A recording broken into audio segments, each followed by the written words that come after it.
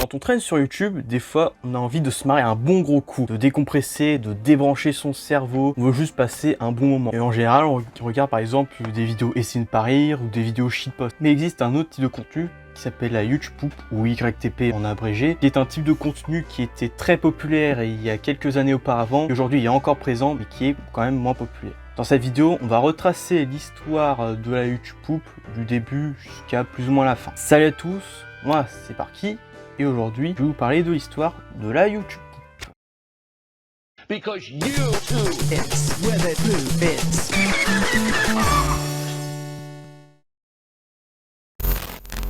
Déjà pour commencer, qu'est-ce que la YouTube? Parce qu'il y en a qui connaissent le nom, mais pas plus en détail. La YouTube est un type de contenu à but humoristique qui a débarqué vraiment au tout début de YouTube. Le principe est simple, on prend une vidéo ou plusieurs qui sert de base à la YouTube, qu'on appelle une source, et on y ajoute des effets, et puis on modifie les phrases pour que les personnages puissent dire des choses qui disent pas d'habitude. Ce qu'on appelle le sentence mixing. C'est un vidéo qui possède un type d'humour plutôt absurde, vulgaire, voire carrément noir. L'histoire de YouTube est une poupe sur un épisode de Super Mario Super Show, qui est un dessin animé sur Mario, qui a été créé par un certain Super Yoshi en 2004. Oui, c'est très vieux 2004, hein. C'est vers le tout début d'internet, YouTube n'existait pas encore, et je n'étais pas encore né. Oui, je suis un nourrisson, mais bon, c'est pas le sujet. La poupe a été publiée en 2006 sur YouTube, et en voici un extrait.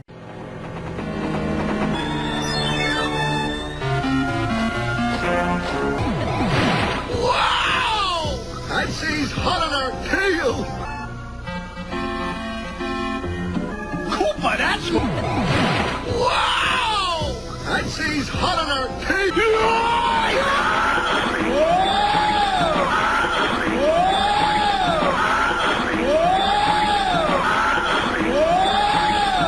Oui, comme vous pouvez le voir, ça ressemble pas trop à une YouTube qu'on connaît aujourd'hui. Comme vous l'aurez remarqué, c'est des extraits du dessin animé en question qui apparaissent de nulle part à plusieurs reprises pour jouer sur le comique de répétition. Cependant, la vidéo ne ressemble pas trop au style YouTube qu'on connaît à l'heure actuelle. En France, la première YouTube était sortie en 2007 par un certain Cucurizzo intitulé Un festin pour le dîner, qui reprend des extraits de cinématiques des jeux Zelda sortis sur CDI, une console développée par Philips. Cette source est toujours à l'heure actuelle un incontournable dans le milieu de la YouTube, et elle est encore à ce jour très exploitée. Meurs de faim, je pourrais dévorer un Octorok.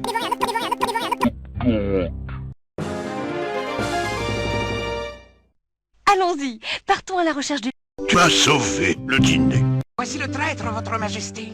S'il vous plaît, votre omnipotence, ayez pitié. Allez, Dévorez-le. dévorez-le. Bien, monseigneur. Ah!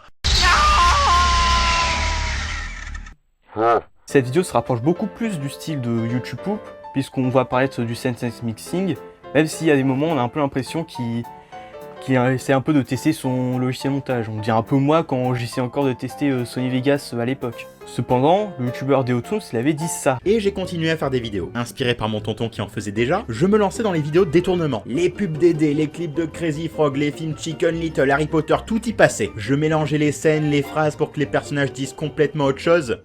Attends, ça ressemble à des YouTube poop? Mais YouTube existait pas?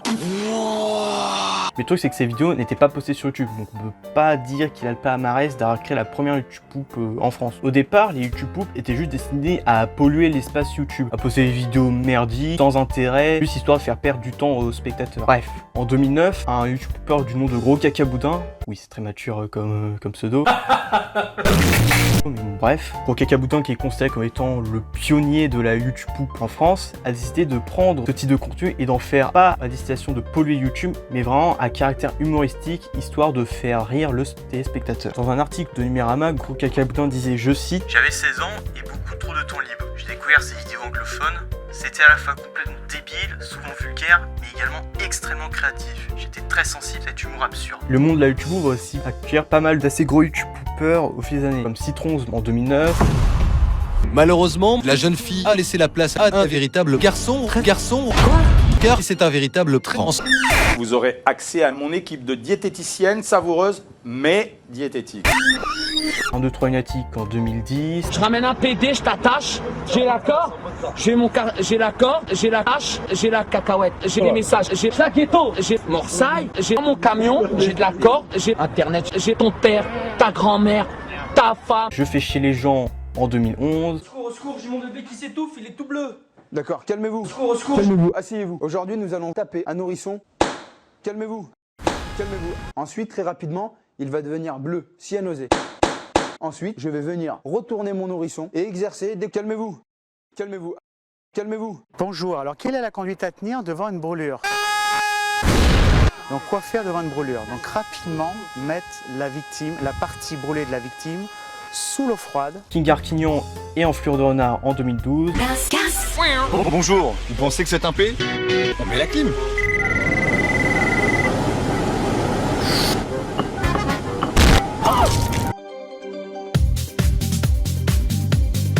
Au secours, j'ai mon bébé. Calmez-vous, asseyez-vous. Au secours. Tout d'abord, notre nourrisson. Putain de merde. Et encore Ranger Spatial en 2013. Le pique-nique, sa mère. Franklin sait avec succès des carottes et des pommes de terre. Il aimait manger ses chaussures. Salam alaikum mes frères. Ta gueule, Martin, t'es moche. Regarde ta tête, putain, ça te fait peur. La plupart des youtubeurs vont commencer à augmenter en qualité, vu qu'il y en a qui vont commencer à maîtriser vraiment le concept, mais aussi parce qu'il va y avoir des logiciels de montage plus professionnels qui vont être utilisés, comme Sony Vegas ou encore Premiere Pro, mais aussi After Effects qui va apparaître un peu plus tard. Parce qu'avant, la majorité des youtubeurs étaient faites sur Lumière, qui, on va pas se mentir, est très limité en termes d'effets proposés. D'ailleurs, je profite de cette voix pour simplement vous dire quelque chose. Je suis en train de faire le montage de la vidéo et je me rends compte qu'il y a pas mal de moments où j'articule pas bien mes mots. Peut-être dû au fait que je parle assez vite. J'en suis désolé pour cela et je vais essayer au montage de tout simplement afficher ce que je voulais dire si jamais vous ne risquez de potentiellement pas comprendre ce que je dis. C'est la deuxième vidéo que je tourne, donc c'est un peu normal que je fasse encore quelques erreurs. D'ailleurs, vous pouvez me les dire si jamais j'en commets. Et aussi n'hésitez pas à balancer vos retours concernant la vidéo une fois que vous l'aurez terminée. Sur ce, on peut reprendre la vidéo. Les sources utilisées sont aussi plus diversifiées. Je pense notamment à Zelda CDI, à Hotel Mario, à Olivier Carglass, à la boule magique ou encore au coup de gueule de Jean-Pierre Coff. Par la suite, un nouveau concept de YouTube qui s'appelle YouTube Tennis va commencer à émerger. Bon, ce concept n'est plus trop utilisé aujourd'hui, mais était très utilisé à l'époque. En gros, le concept est simple. T'as deux poopers qui s'affrontent, t'en as un qui prend une source et qui fait du coup sa YouTube poop, il l'envoie du coup à l'autre pooper qui refait un peu la YouTube poop, qui la renvoie au pooper qui lui-même refait la poop, etc. etc. Donc c'est une sorte de partie de tennis, il se renvoie la balle. Il y a aussi une technique de la YouTube poop que j'ai pas mentionné auparavant qui s'appelle la MV. En gros elle consiste à simplement à prendre un son et tout simplement avec ce son d'en faire une mélodie. En général la plus refaite c'est la musique de Super Mario Bros. Et il y a même des YouTube qui sont vraiment dédiés au MV où c'est juste une musique qui était refaite, genre un ou plusieurs sons qui proviennent d'une source. Par exemple, Je fais chez les gens et King Arquignon sont un peu spécialisés dans ce type de YouTube.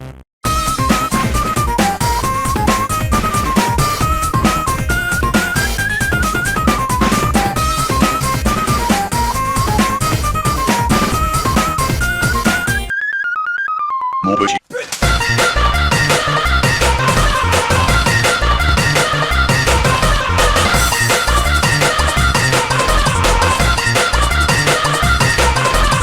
C'est des vidéos où il y a un peu d'effets, ou même beaucoup d'effets pour certaines. Il y a eu par la suite des collaborations entre YouTubers qui ont été créées. En gros, le principe, c'est que tu as plusieurs poopers qui font chacun une partie de YouTube et mise bout à bout, ça fait une YouTube très longue. Il y a eu notamment plusieurs collabs, par exemple pour fêter les 100 vidéos de Je fais chier les gens. Il y a les Marseille Mad Festival, qui sont en gros des grosses collabs MV qui sont faits pour fêter l'anniversaire de Marseille.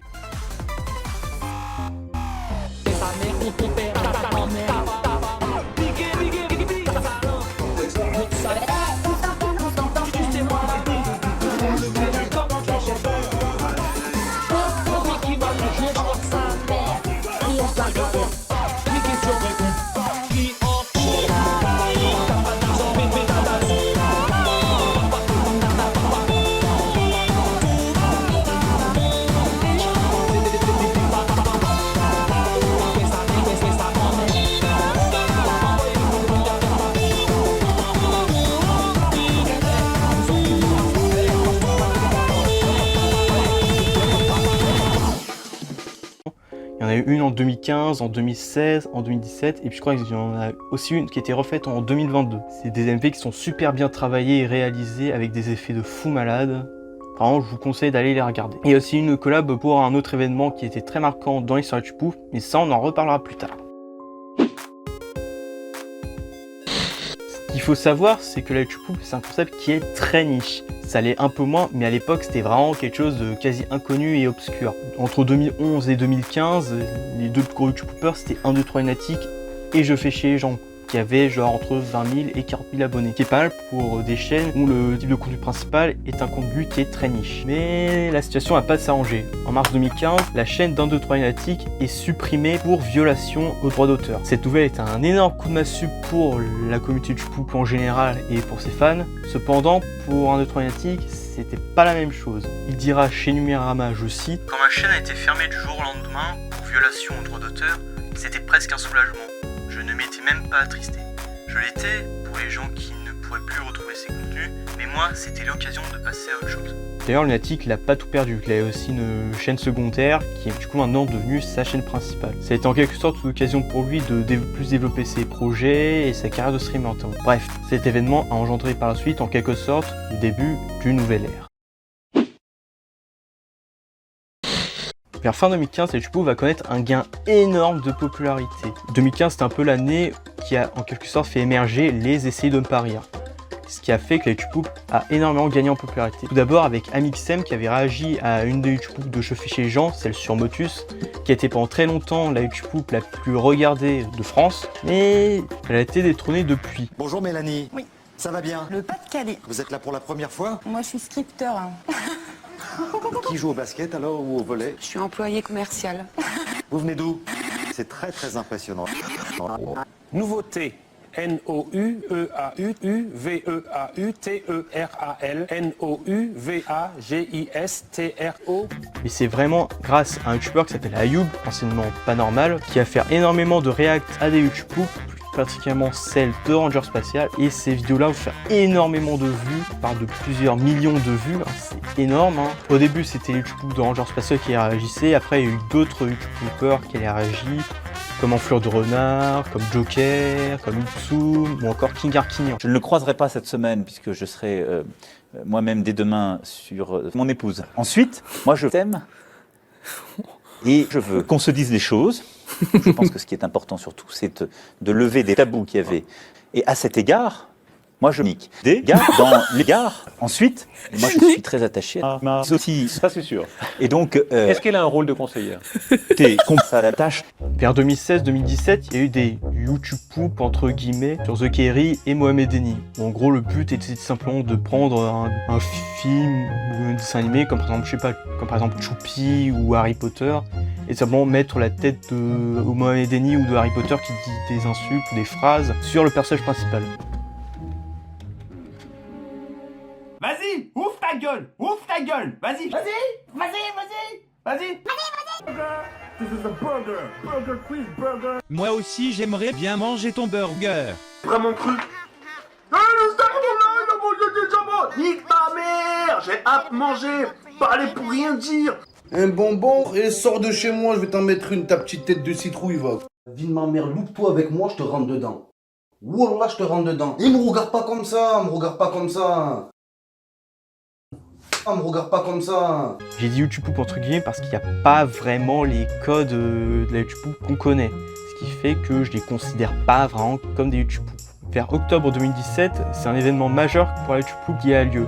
Ranger Spatial devient le premier YouTuber à dépasser les 100 000 abonnés. Alors j'en vois certains qui vont sûrement me demander, mais Je fais chier les gens, il a pas atteint les 100 000 abonnés avant Ranger Spatial. En soi c'est possible, mais malheureusement il n'y a pas d'archives de la chaîne de Je fais chier les gens entre janvier 2017 et août 2018. Ce qui fait que je ne peux pas dater précisément quand est-ce qu'il a atteint les 100 000 abonnés. D'ailleurs ça en va de même pour la chaîne de Ranger Spatial, puisqu'il n'y a pas d'archives entre janvier 2017 et la vidéo qu'il a sortie pour fêter les 100 000 abonnés, qui est sortie en octobre 2017.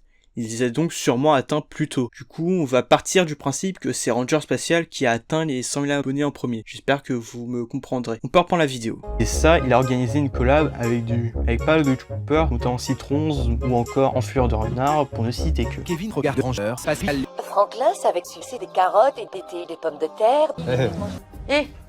Dégage. Tu vas te faire tes doigts. Non, je m'en fous. Ouais, bah moi je m'en fous. Recule. Je te parle. Dégage. Tu vas te faire mal. Désolé, je suis à la bourre. Faut que je me casse, moi. Muriel? Oui. Connasse. Sans pression, Martin. Vers milieu 2018, Enflure de Renard sort une YouTube sur Bonne Nuit les Petits, intitulée Bonne Nuit les Petits. Et cette YouTube là, elle va cartonner, mais vraiment un truc de fou. Donc déjà Ayoub va en faire une vidéo réaction, donc déjà la vidéo va augmenter en vue de manière exponentielle.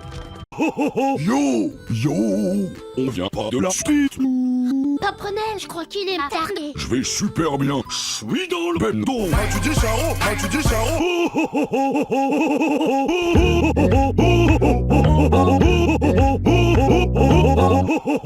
Bonsoir. Bonsoir. Qu'y a-t-il dans ton panier, nounours? Ta mère. Oui. Ouf, qu'est-ce que je l'ai niqué, patron. Oui. Dans sa chatte. Miaou, miaou. Oui. Et puis en plus de ça, la YouTube, c'est quasi la YouTube parfaite en fait. Le sentence missing, il est quasi parfait. Les effets utilisés, ils sont très bien maîtrisés. Les effets utilisés sont incroyables. Bref, c'est quasi la YouTube parfaite. La perfection, ça n'existe pas. Donc la YouTube parfaite, ça n'existe pas. Du coup, Enflure de Renard, il va apporter une sorte de vision de la YouTube plutôt qualitative. En gros but, c'est vraiment faire la YouTube la plus travaillée possible, quitte à ce qu'elle mette plusieurs mois, voire même plusieurs années à sortir. Mais il y a un autre YouTuber qui s'appelle Joker, qui a été connu grâce aux vidéos réactions à Ayoub. C'est moi, le gars des portes. Je porte la porte. Walter, je t'en prie. Ferme ta porte. Toi-même, Walter. Non. Arrêtez. Non. Qui lui possède une vision plutôt quantitative de YouTube. Le but c'est de sortir YouTube assez régulièrement, quitte à ce que le sentence missing soit assez simple, mais qui reste quand même très efficace. Le risque c'est simplement que ça devient plus difficile de se renouveler en sortant des vidéos à un rythme aussi régulier. Mais au moins ça peut tout simplement permettre de cultiver des mèmes, des délires qui pourront durer dans le temps. Joker avait une chaîne qui avait 80 000 abonnés, qui s'est fait supprimer par YouTube, et il en a recréé une qui maintenant possède 30 000 abonnés. Il a quand même perdu 50 000 abonnés, ça fait extrêmement mal. Il y a eu pas mal d'autres poopers qui sont arrivés grâce aux vidéos réactions de Ayoub. Je pense notamment à Ipsum qui a malheureusement arrêté les vidéos il y a quand même quelques temps. Il a arrêté depuis un an. Salut mon pote. Qui était connu pour avoir fait YouTube sur Maître Gims, la trilogie Maître Gims. Je suis trop con, je viens de m'éclater la jambe.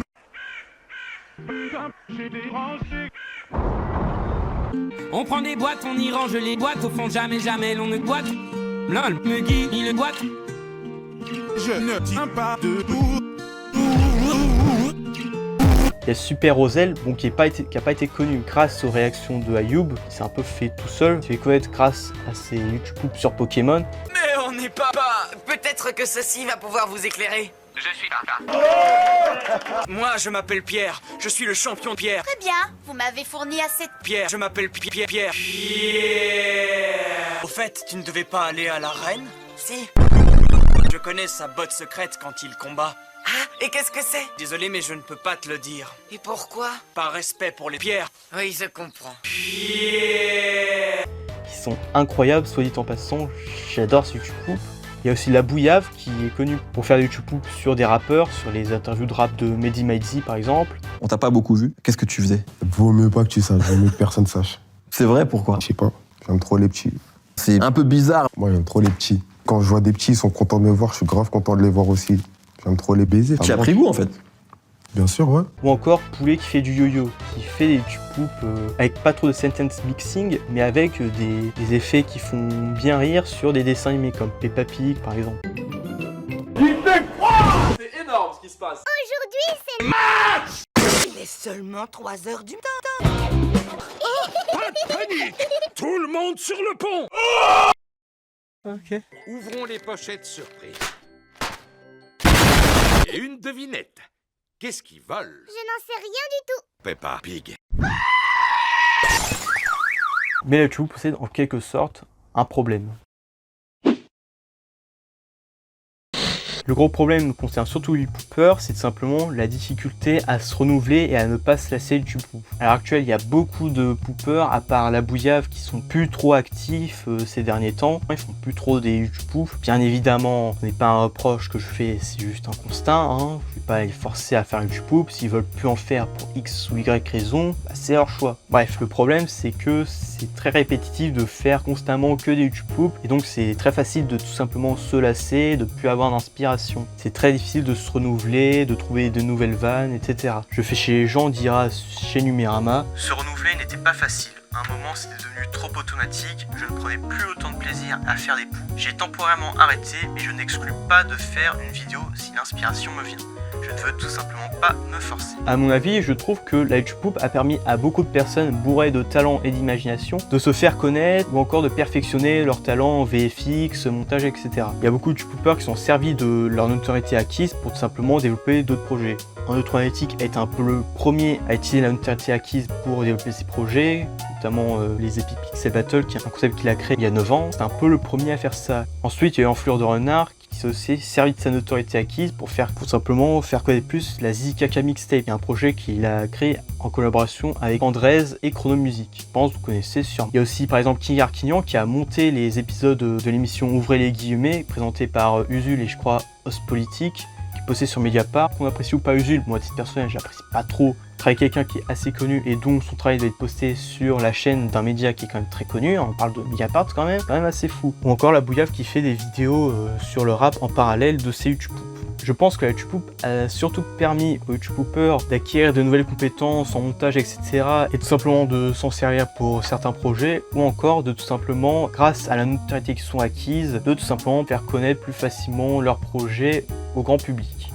Et bien voilà, c'est ainsi que cette vidéo se termine. J'avais très envie de faire une vidéo sur la YouTube, sachant que c'est un type de contenu que je consomme depuis pas mal de temps. J'en consomme beaucoup moins qu'auparavant, mais c'est un type de contenu qui m'a permis de bien faire marrer pendant des années. J'ai essayé de décrire un maximum ce que je jugeais le plus important pour la vidéo. J'ai pas non plus tout décrit parce que sinon j'allais partir en tous les sens et la vidéo allait être vite indigeste. Mais bon bref, vous pouvez me suivre sur Twitter. Je vais poster l'avancée et l'actualité des vidéos en préparation. Je vais aussi sûrement créer un Instagram où je ferai exactement pareil. Bref, on se retrouve pour une prochaine vidéo. D'ici là, portez-vous bien. Allez, salut!